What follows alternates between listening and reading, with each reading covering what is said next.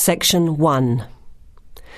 You will hear a conversation in an international airport between a newly arrived student, Jenny Lee, and an agent at the lost luggage counter. First, you have some time to look at questions 1 to 4.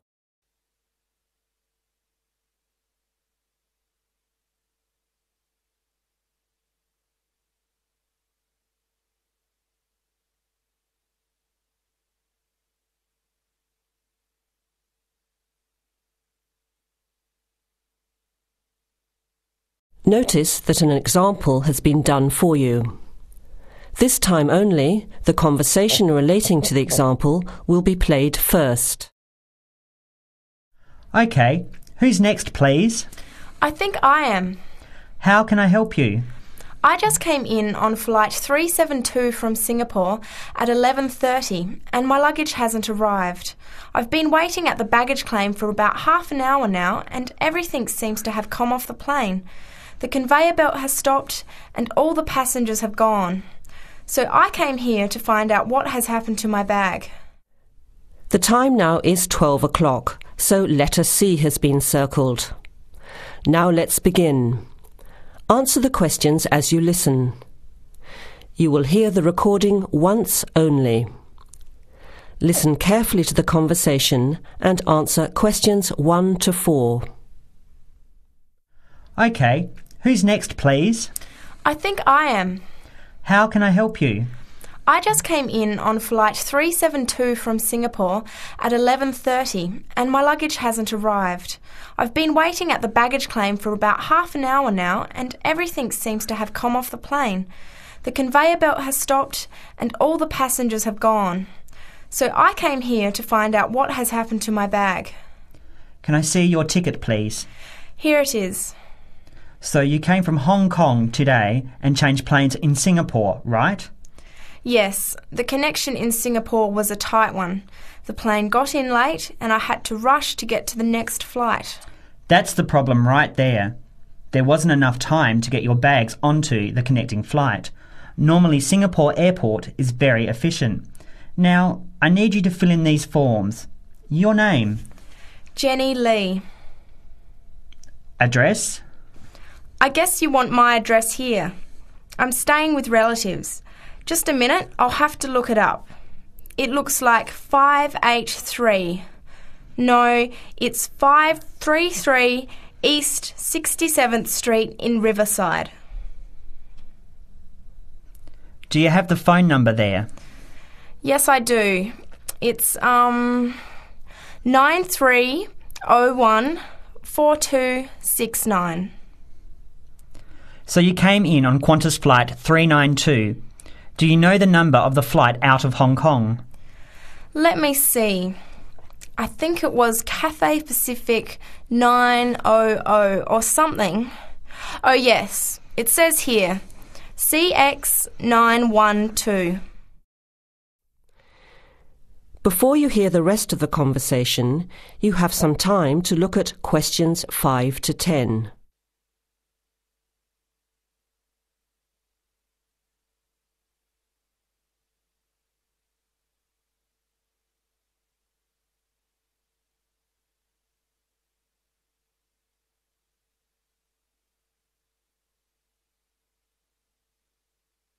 Now listen and answer questions 5 to 10. Right. Now, I need a description of the luggage. How many pieces did you check in? Just one. Can you describe it for me? Here is a picture to help you. Okay. It's a big bag, like this one. Rectangular. Not hard shell, but soft covered, and it has a zipper around the front. Is it black? No, sort of a grey colour. Any identification? Just a tag with my name on it. Any other features? Well, it has wheels and a retractable handle on the end, so you can pull it, as well as the handle in the middle. OK, that's fine. Now, if your bag missed the connection, I'm sure it'll be put on the next flight. I'll email Singapore as soon as I finish here. The next flight comes in at 17:50. That's 10 to 6 this evening. You can pick it up then. 10 to 6? That's too long to wait. Can I get my uncle to pick up the bag on his way home from work? Sorry, you have to be here yourself to clear customs. Of course, I almost forgot. Will the bag come here, to this desk? Yes. You pick it up here, then take it over to the customs area. By the way, don't forget to bring your passport. You will also need to have the key plus your ticket with a baggage claim number on it. Oh, okay. Guess I'll have to come back tomorrow then. It's lucky I packed everything I need for now in my carry-on bag. Yes, that's always a good idea. Be prepared. That is the end of section 1. You have half a minute to check your answers.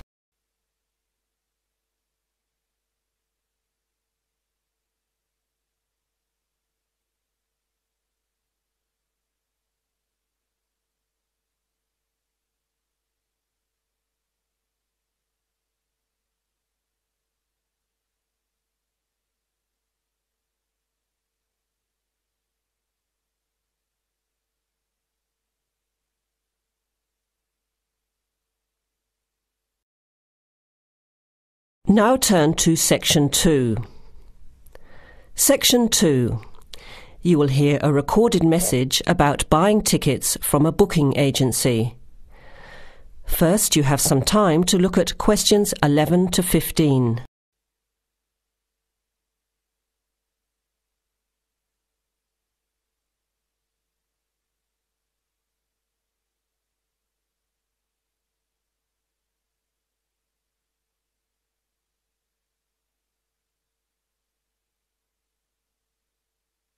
Thank you for calling ATS Advanced Ticketing System, the call system for all your entertainment needs.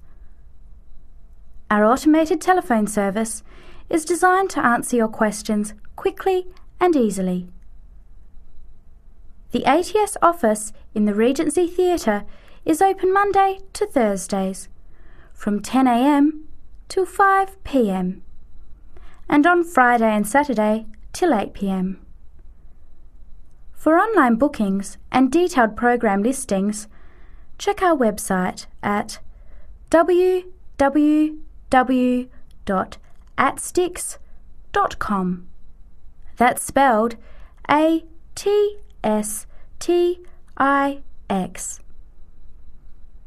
Please listen to the choices available. You may press your choice as soon as you hear it to get more information. For sporting events, including the Western International Tennis Classic, press 1. For the Formula 1 Grand Prix, press 2. For classical music, including the upcoming Philharmonic Orchestra series, press 3. For theatre and dance, press 4.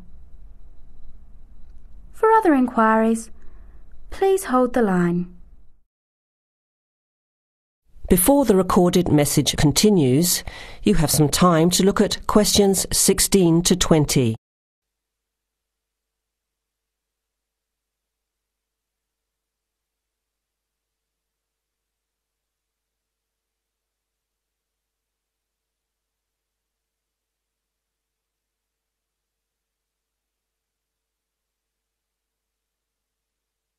Now, as the message continues, answer questions 16 to 20. Ticket prices for the Formula 1 Grand Prix on the 10th until the 14th of March are as follows. General admission. Thursday, $27. Concession, $10. Friday, $37. Concession, $15. Saturday, $55. Concession, $35. Sunday, $70. Concession, $65. Concession rates apply to children under 14 and to students, seniors and pensioners on presentation of a valid card. Grandstand seating.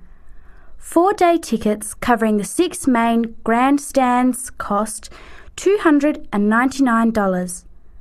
However, pit straight tickets are $350, and seats at the chicane cost $450 each. Children under 3 are admitted free to the general admissions area, and children under 14 are eligible for concession prices. Gates open at 8 a.m. Thursday and Friday, and 7:30 Saturday and Sunday. Events begin at 9 o'clock. Alcohol, ice boxes, cans, bottles and animals are not allowed on site. There are no refunds or exchanges. On each ticket, a $2.50 booking fee applies. To make a booking, you must have a valid credit card. To listen again, press 1. To make a booking or to talk to a ticket agent, press 2. Your call is in our queue. You can expect to wait about 3 minutes. That is the end of section 2. You have half a minute to check your answers.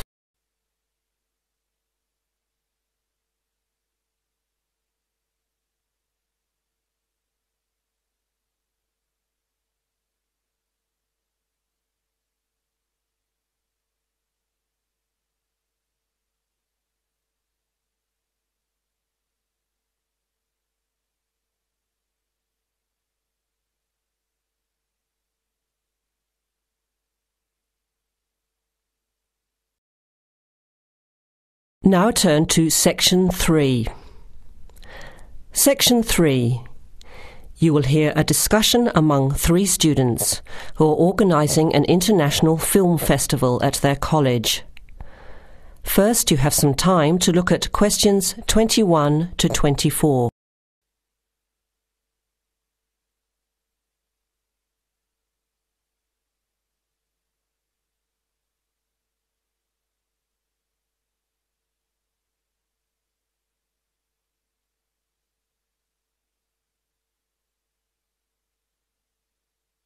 Now listen carefully to the first part of the discussion and answer questions 21 to 24. Thanks for coming to this meeting on such short notice, Anna and Veronica. It looks like we have just become the organising committee for this year's International Film Festival.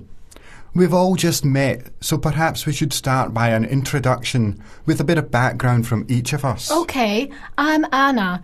I finished 3 years of a languages degree in Sweden, where I come from.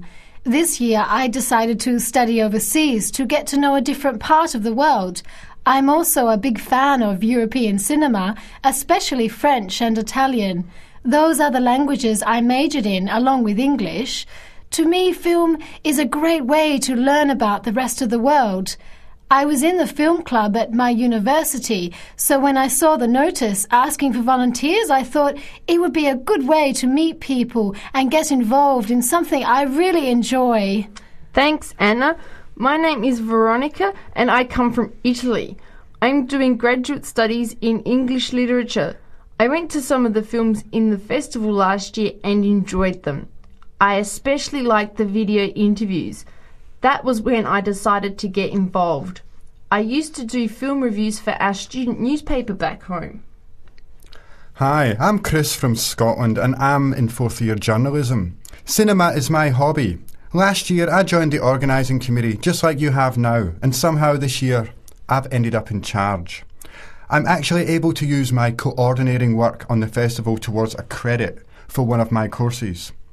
I have to write up a report on the festival with recommendations, so that's an extra motivation for me. So I hope this is going to be a good experience for us all. OK, where would you like to start? How about a general overview of the festival? I don't really know much about it. Well, the film festival was started by International Student Society 5 years ago and has grown every year.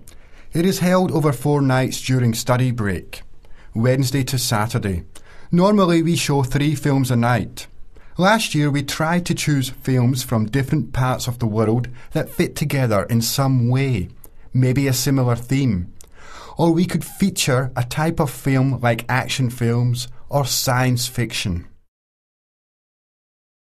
Now you have some time to look at questions 25 to 30.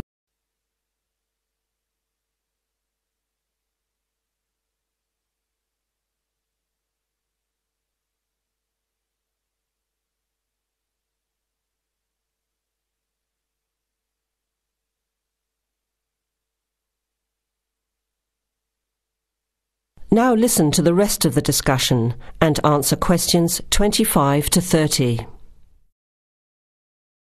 Who picks the films? It's up to us on the committee to decide. You mean we get to pick all the films ourselves? What a hard decision. There are so many to choose from. Well, that's the fun part. We have this catalogue of independent distributors. The films are listed by language and have a short summary. We just have to go through it to find a good combination of films that will attract an audience. Veronica mentioned something about interviews. How does that fit in? We set up cameras in the foyer of the theatre and did live interviews before, during intermission and after the screening. Anyone from the audience could come up and talk about the film. The Broadcasting and Journalism School set it up and ran the interviews. They were shown on big screens around the lobby and in the theatre. It went over really well. We had a long lineup of students waiting to be interviewed on TV. Everybody wanted their minute of fame. Great idea. Yeah, it worked really well. We should certainly do something similar again. Maybe even develop the idea further, like a website with audience reviews and discussion, so we can get as much participation and involvement as possible. Hey, that's a good idea. Can I ask a question? None of the films are in English, right? Are they dubbed or subtitled? Well, we do occasionally choose a film in English, but only from unusual places where the dialect is so strong they sometimes need subtitles, like the Caribbean or even Scotland. The majority of films in the festival are foreign language, dubbed in English. We've learned from experience that students don't like reading subtitles. Maybe they read too much already. Whatever the reason, the subtitled films get smaller audiences, so we avoid them as much as possible. So how large an audience can we expect, and how much does it cost to get in? It costs $5 per film or a $20 pass for the whole event. All 12 films for the real movie fan. We would have broken even last year, except for a bad storm on the Friday night. We almost had to cancel the whole thing. But overall, we had a good turnout, more than 2,000 people in 4 days. Oh, that's what I was wondering about, the financial part. Where does the funding come from? What kind of budget do we have? The festival is subsidised by the Student Council. We generate money through advertising and through admission charges. We'll go over the budget in details a little later, but we've got lots of work to do in the meantime. I guess we have to start pretty soon. Well, I think by the 1st of March at the latest. We need to select all the films.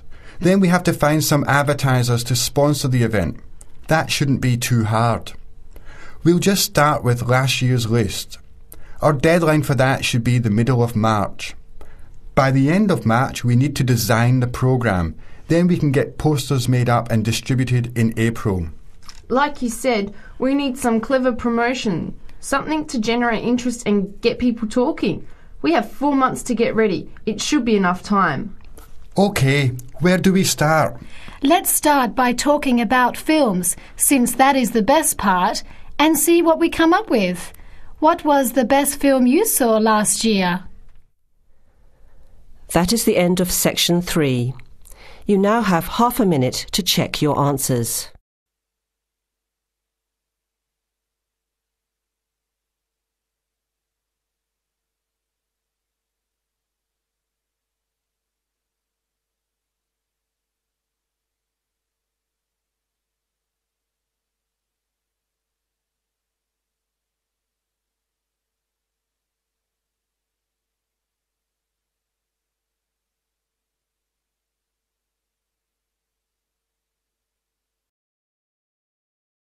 Now turn to Section 4. Section 4. You will hear a talk given by a lecturer to a group of civil engineering students on the Reedbed system for sewage treatment. Before you hear the talk, you have some time to look at questions 31 to 34.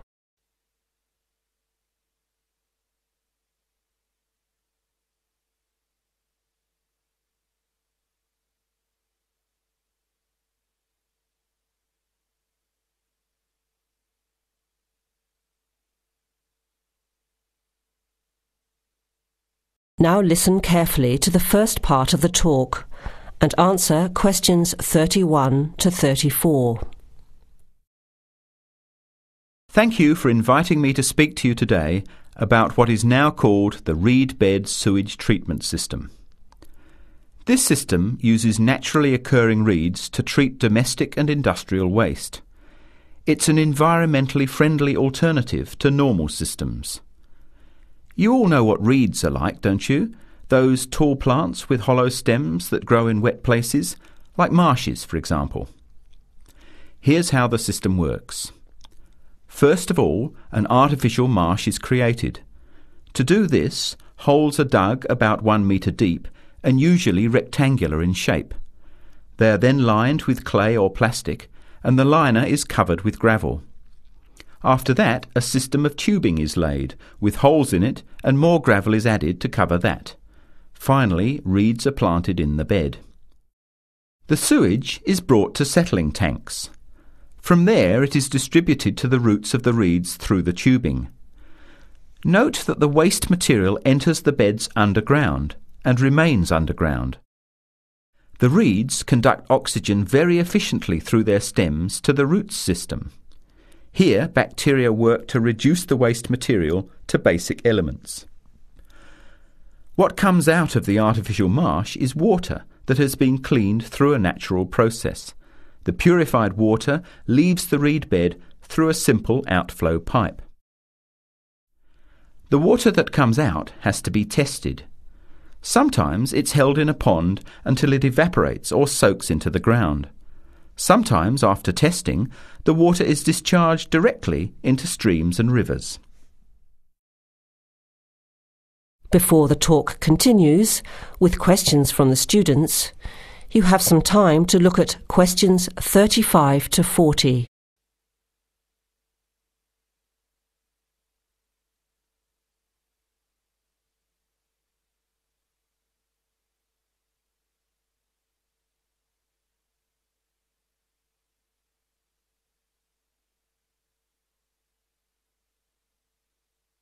Now, as the talk continues, answer questions 35 to 40. The Reedbed system originated in Germany in the 1970s, and installations have been built in a number of countries throughout the world. To give you an idea of the size and appearance of a reedbed installation, an area of 3 by 5 metres approximately would be adequate for a single house. It would look like a pond overgrown with reeds. There are cities with 150,000 people in Germany whose entire sewage treatment requirements are served by reedbed installations which extend for 10 to 20 hectares. There are 2 wonderful environmental advantages. First of all, reedbed systems are natural composters. As time passes, high-grade soil builds up in the beds. The soil can be removed and used for agricultural purposes. Soil produced from waste containing heavy metals would of course have to be tested and the toxic material removed by chemical processes. An additional advantage is that the reedbed can function exactly as a marsh, providing a healthy natural home or habitat for waterfowl and other birds, insects, reptiles and mammals. But there are practical advantages to a reedbed system over existing sewage treatment plants as well. At all levels, the cost is lower than for normal systems. Labour costs are a fraction of the costs of a conventional system. Typically, a large-scale reedbed installation will cost 10% less than a mechanical system. They require little maintenance, and unlike mechanical systems, the efficiency of reed beds increases over time. But before we go any further, you must have some questions. Maybe this sounds too good to be true. That's exactly what I wanted to ask. If these systems have so many benefits, why aren't they more popular? Why don't we see them everywhere? As I said, the technology is now almost 40 years old. Demonstration projects of all types have been built and monitored and are slowly convincing regulators of the advantages of the system. But you have to understand that regulating authorities are by nature conservative and resist change. Typically, there's a lot of opposition to these systems by manufacturers and by everyone involved in maintaining the conventional systems. Reedbed systems require fewer staff to operate, so there would be a decline in the workforce. Therefore, unions would resist the change as well. What happens to reed beds in winter? Does the efficiency decrease? The above-ground part of the plants die back in cold weather, but the roots remain alive and active, and the system continues to work just as effectively in winter. As soon as the weather warms up, new reeds appear and grow quickly. Is there a problem with mosquitoes in these ponds? Well, they're not exactly ponds with standing water. The beds look more like a field covered with long grass. The soil is moist, but not like a swamp, so there would be no more mosquitoes than in any other field. Remember, the effluent enters the beds underground and remains underground.